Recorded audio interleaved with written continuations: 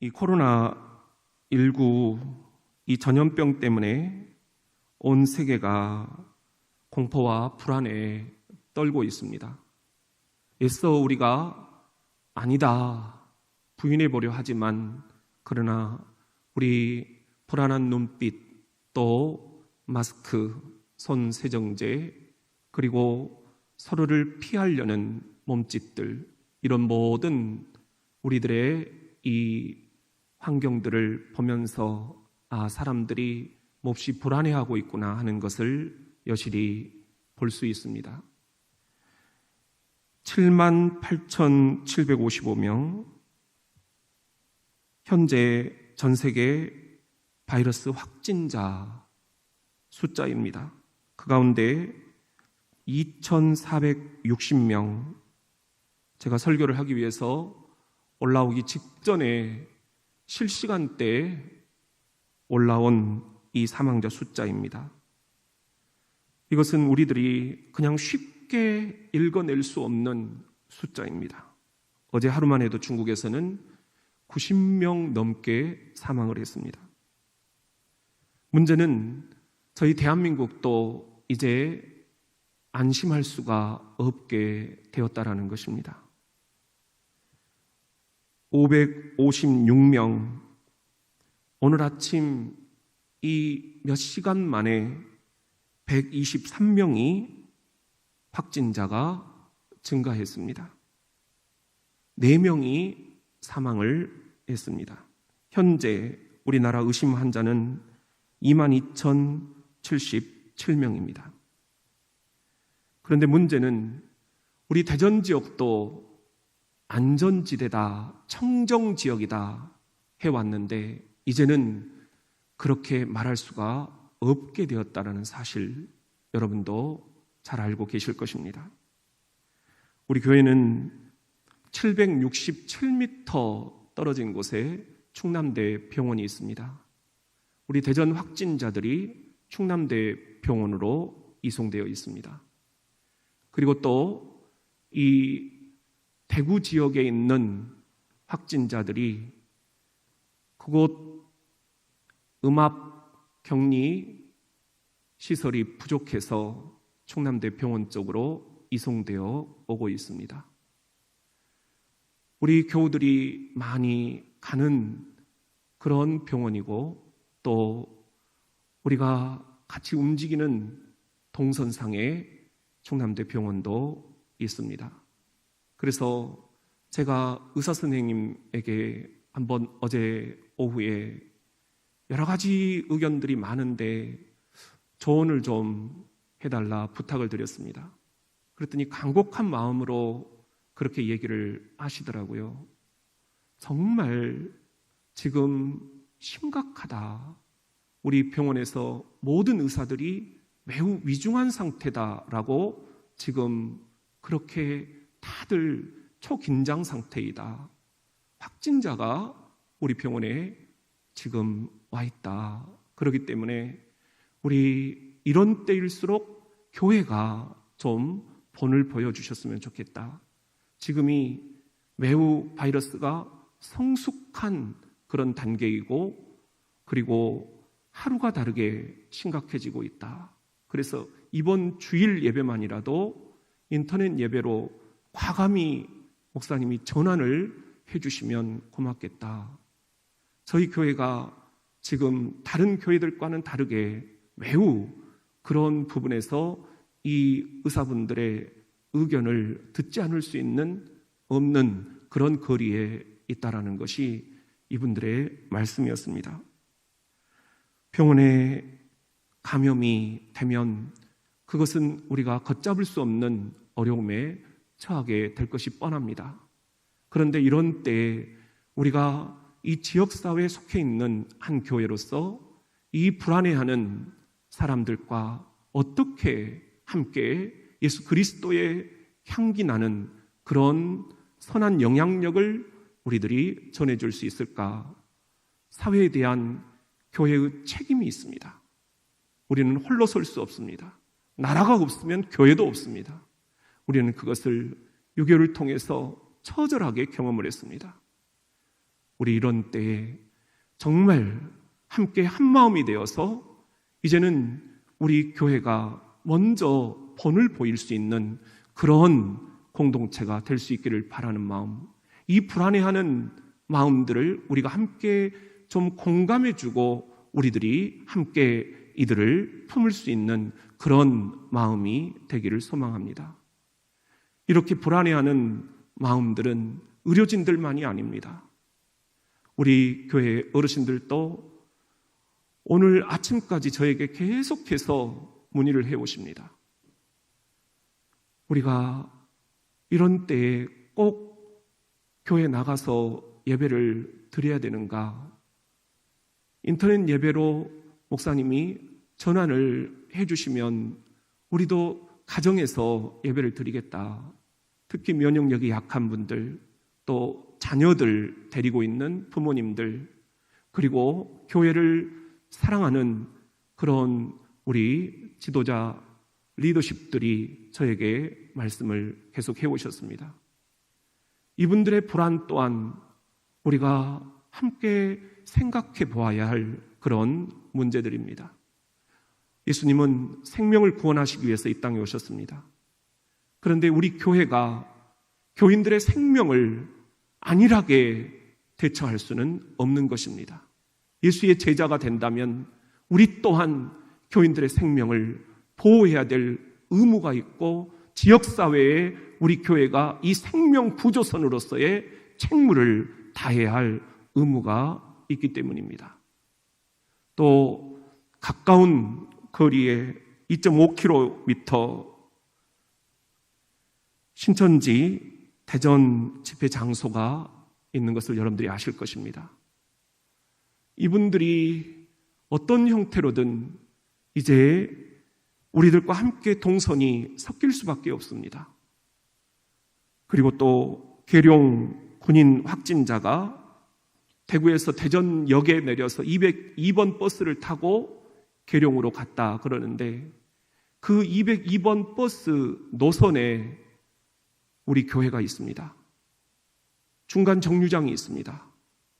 누가 내리고 누가 탔는지를 알 수가 없습니다.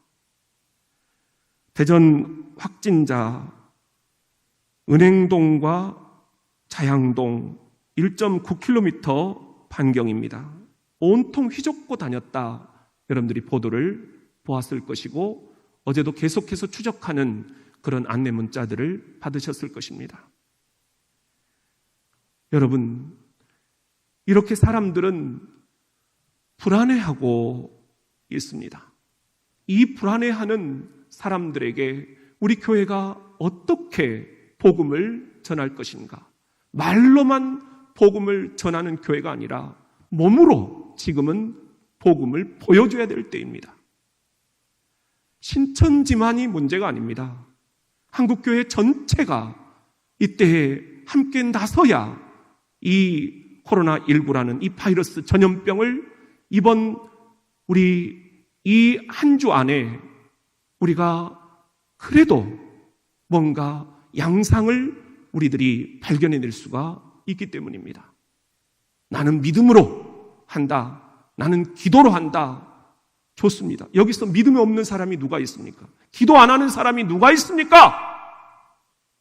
그럼에도 불구하고 우리가 한국교회의 본이 되기 위해서 우리 같은 마음으로 함께 이 지역사회를 위해 책임을 지는 교회가 되고자 하는 것입니다. 이 불안해하는 사람들에게 우리가 예수 그리스도의 이 평안을 전해주기 위해서는 본이 되어야 한다라는 것입니다. 사랑하는 성도 여러분, 불안하시죠? 불안하지 않은 사람이 지금 누가 있겠습니까? 불안은 우리 시대의 가장 공식적인 정서입니다.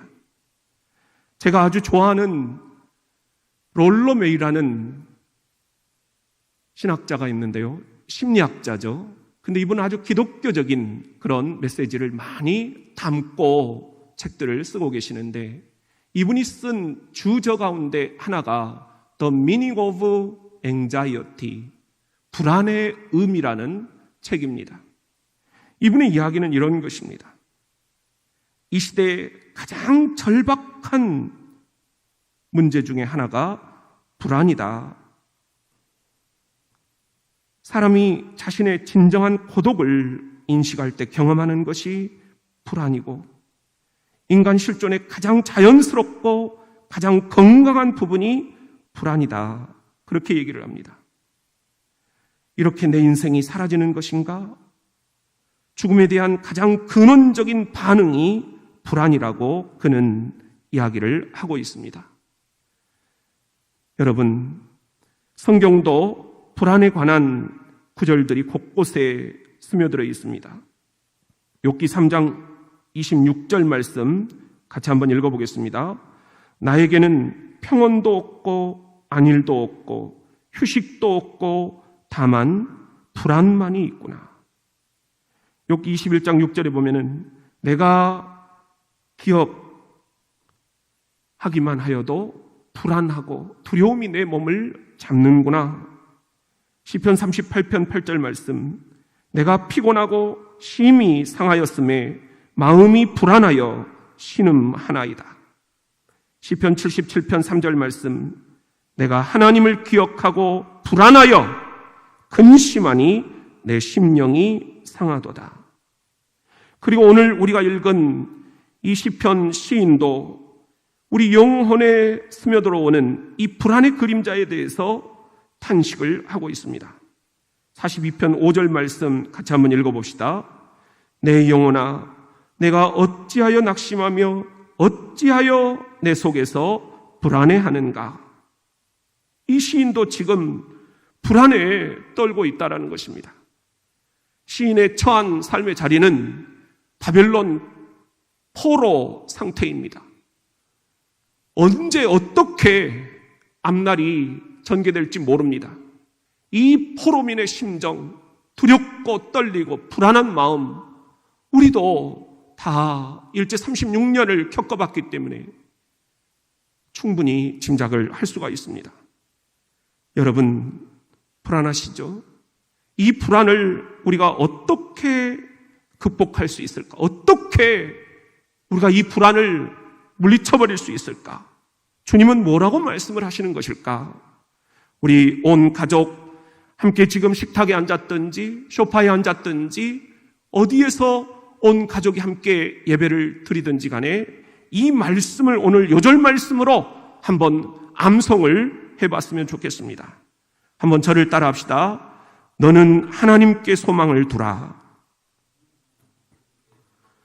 5절 말씀 보면은 같이 읽겠습니다. 내 영혼아, 내가 어찌하여 낙심하며 어찌하여 내 속에서 불안해하는가. 너는 하나님께 소망을 두라.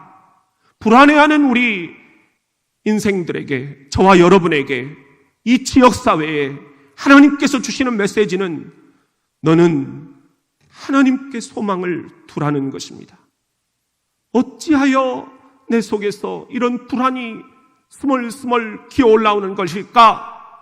모두가 다 불안해하는 이때에 우리가 전해야 할 메시지는 너는 하나님께 소망을 두라 하는 것입니다. 여러분, 우리는 불안을 이기려고 때로는 돈의 소망을 두기도 합니다. 그러나 그것도 다 한때뿐입니다. 불안한 마음을 술로 해소해 보려고도 합니다. 그러나 과음, 중독, 그리고 때로는 충동적으로 자포자기하거나 사고를 일으키며 우리는 이 술이 결코 불안의 해결책이 될 수 없다는 것을 깨닫게 됩니다. 이 불안한 생각을 무력으로 우리는 해소해 보려고 합니다. 그래서 내 곁에 핵을 두면 불안해하지 않을 것이다. 그러나 여러분, 그 무력은, 그 모든 첨단 무기들은 서로의 불안을 더 부채질할 뿐 결코 해결책이 될 수 없다는 것을 이 민족은 잘 알고 있습니다. 코로나19, 이러한 때에 우리가 어떻게 할 것인가? 여러분, 이 불안한 현대인이 쓴 시편 23편이 있어요. 나의 목자는 바로 나 자신이니 내가 언제나 불안하리로다. 내가 이 백화점에서 저 쇼핑센터로, 이 병원에서 저 요양원으로 평안을 찾아 헤매다니나 결코 얻지 못하리로다. 내가 불안의 음침한 골짜기를 기어다니며 안절부절 못하는도다. 구충제에서부터 전선에 이르기까지 모든 것을 불안해하며 불안의 치맛거리를 붙잡고 늘어지기 시작하리로다. 매일 열리는 회의에 들어갈 때마다 적들이 나를 둘러쌀 것이며 집에 돌아간다 해도 하찮은 금붕어까지 찌푸린 얼굴로 맞을 것이라. 내가 강력 진통제로 두통에 찌든 머리에 기름을 부었으니 독한 술이 내 잔에 넘치나이다. 내 평생의 고통과 불안이 반드시 나를 따르리니 내가 죽는 날까지 불안하며 영원히 불안하리로다. 우리의 불안이 지금 이런 상황은 아닌지요?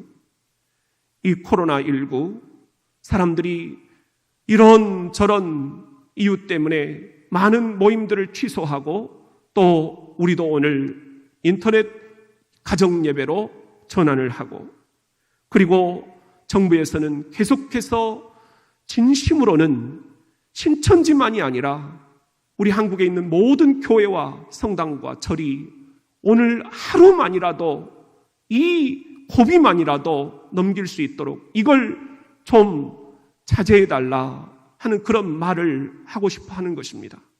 이러한 불안해하는 이 민족, 이 나라, 그리고 이 지자체, 이 대전 땅, 우리가 어떤 메시지를 전할 수 있겠는가? 어찌하여 이렇게 우리가 불안해하는가? 너는 하나님께 소망을 두라. 답은 하나님이다. 하나님이 답이다. 우리가 그토록 사스도 이겼고 메르스도 이겼고 우리 이 모든 고비고비를 넘겨왔습니다. 6.25도 이겨냈고 IMF도 이겨냈고, 그렇다면 이 코로나19, 이 전염병 또한 이겨낼 수 있을 것입니다. 그러나 그것은 사람의 힘으로는 한계가 있다는 것입니다. 너는 하나님께 소망을 두라. 살아계신 하나님이 오늘 예배를 드리고 있는 여러분 온 가족들에게 소망이 되시기를 축원합니다. 살아계신 하나님이 우리 대전 장로교회 온 교우들에게 소망이 되기를 축원합니다. 이 살아계신 하나님이 이 대전 땅 우리 교회 주변에 있는 모든 병원들과 의료진들과 그리고 소방대원들과 그리고 모든 지자체 공무원들과 확진자들과 오늘 또 격리되어 있는 이들 한 사람 한 사람에게 하나님이, 살아계신 하나님이 소망이 될 수 있기를 예수님의 이름으로 축원합니다. 우리 같이 한번 따라해 봅시다. 반드시 나타나 도울 것이다. 우리 5절 말씀 다시 한번 읽어봅니다. 내 영혼아, 내가 어찌하여 낙심하며 어찌하여 내 속에서 불안해하는가? 너는 하나님께 소망을 두라. 그가 나타나 도우심으로 말미암아. 나타나 도우신다는 거예요. 누가요? 하나님이 나타나 도우신다. 제가 어렸을 때 시골 길을 이렇게 혼자 걸어가면 밤중이 굉장히 무서웠다 말씀을 드린 바 있습니다. 그때 정말 온 몸이 오싹오싹하며 불안불안할 때에 저만치에서 개 짖는 소리가 들리고 그리고 후레쉬가 깜빡거리고 현복아, 현복이냐? 어머니, 아버지가 밤마다 그 산중에 혼자 걸어가는 저를 맞이하시러 나타나신 거예요. 나타나 도우신다. 나타나 도우신다. 살아계신 하나님이, 우리의 소망이 되시는 하나님이 이 전염병, 이 불안해하는 이 한반도에 반드시 나타나 도우실 것입니다. 지금도 하나님이 움직이고 계심을 우리는 믿습니다. 이 코로나19가 그 어떠한 위세를 떨치며 지금 오늘 내일 어떻게 전개될지 모르지만 하나님이 반드시 나타나 이 한 주간 그 모든 기운을 꺾어버리실 줄로 믿습니다. 우리가 그렇게 기도해야 될 줄로 믿습니다. 여러분의 기도가 필요합니다. 여러분, 말로만이 기도가 아니라, 말로만이 교회 사랑이 아니라, 말로만이 이웃 사랑이 아니라, 우리 이런 때 하나님 반드시 나타나 이 민족을 살려주십시오. 하나님 반드시 나타나 이 지역사회를 살려주십시오. 불안해하는 의료진들, 그리고 환자와 격리되어 있는 이들, 오늘 또 거리거리마다 불안에 떠는 우리 시민들 반드시 나타나 구해 주십시오. 우리 교인들, 성도들, 어르신들, 환우들, 군에 가 있는 자녀들, 주님 어린 아기들 지켜주십시오. 우리가 어제 조사를 해봤어요. 그랬더니 주일학교 어린 아이들이 딱 2명 교회를 나올 것 같고 아무도 못 나오겠다는 거예요. 이런 불안을 우리 교인들이 좀 읽어내셔야 됩니다. 각 기관장들이 읽어내셔야 됩니다. 장로님들이 읽어내셔야 됩니다. 그래서 우리 당회가 함께 긴급 소집을 해서 몇 시간 동안 우리들이 같이 회의를 하고 또 회의를 했습니다. 여러분, 이해를 해주시기를 바랍니다. 어떤 것이 지혜인가? 이때 필요한 것은 허세가 아닙니다. 나는 괜찮아. 여러분이 문제가 아닙니다. 여러분 때문에 전염되는 옆 사람이 문제인 것입니다.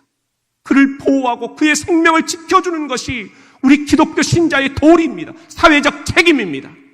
그러지 않기 때문에 교회 다니는 사람들이 다 기독교가 아니라 개독교라고 욕을 먹는 것입니다. 이기적이라고, 지들밖에 모른다라고 욕을 하는 것입니다. 배타적이라고 그렇게 욕을 먹는 것입니다. 교회가 교회다워지고, 성도가 성도다워지고, 신자가 신자다워지는 그런 대전 장로교회 될 수 있는 계기가 될 수 있기를 소망합니다. 여전히 암울하지만 하나님께서 우리를 도우실 것입니다. 우리 반드시 나타나 도우실 것입니다. 그런 주님을 우리들이 오늘 또 붙잡을 수 있기를 예수님의 이름으로 축원합니다. 우리 같이 한번 따라합시다.